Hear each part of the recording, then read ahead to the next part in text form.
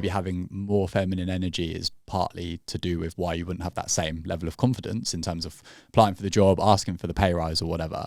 Obviously, we're not saying having feminine energy is a bad thing. Of course not. And I actually loved how you explained that to me previously.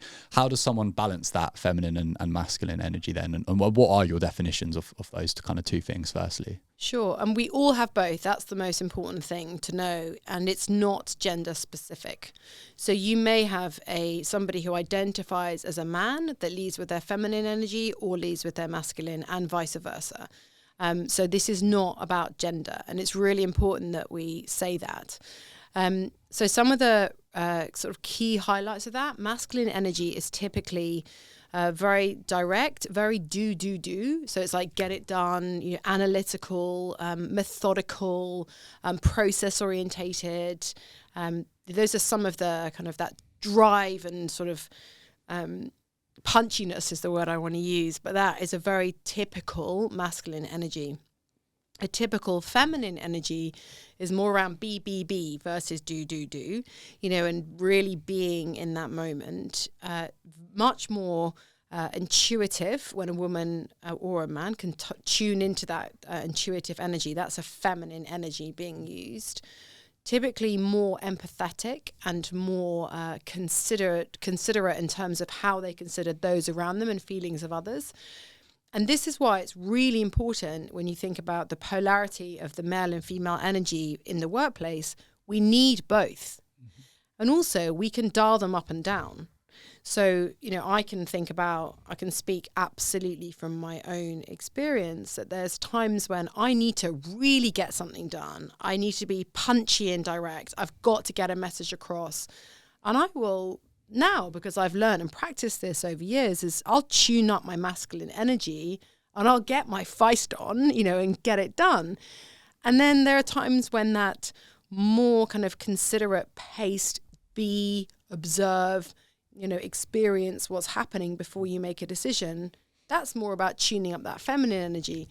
And the two work beautifully together, and we all have both, but we all naturally lead with one or the other.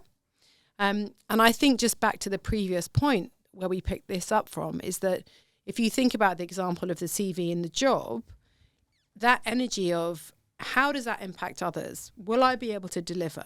Will I have the right sense, experience and skills? That's coming typically, I would say, from a feminine energy.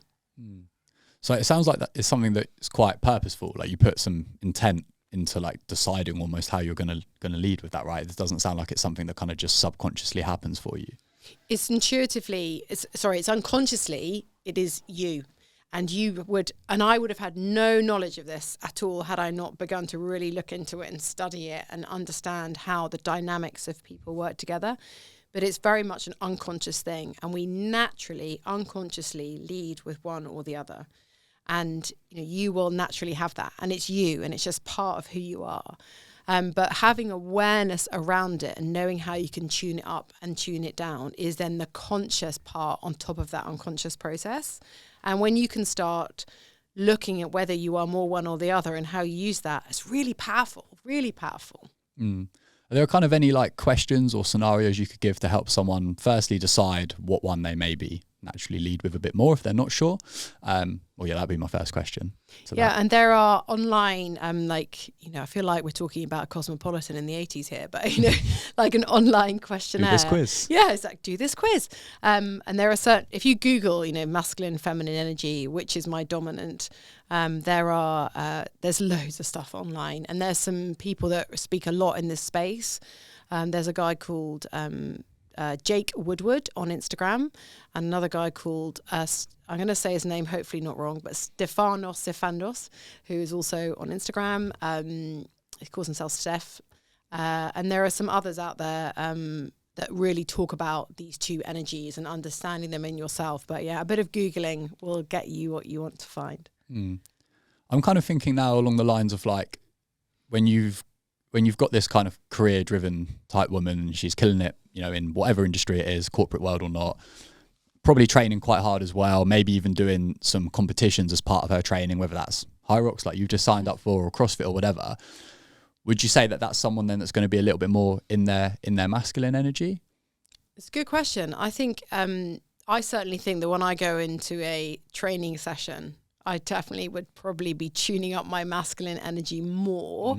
But equally, you know, that kind of sense of how I want to feel in my body as a woman, that really is underlying a lot of the purpose of why I want to keep fit and look after my body and how I feel in me. Because I know, and this, I'm only speaking for me, but I know that for me, I feel feminine. You know, I feel attractive in myself. I feel like I value who I am in my own body when I feel fit and healthy. And that adds into the food I put into my body, you know, making sure I get enough sleep. I fail at that regularly, incidentally. But these are some of the objectives that I have in place to nurture, you know, that feminine body, that physical vessel that carries me around every day. So I think it's both. But if I'm really going for it with the weights, then yeah, I'm tuning up that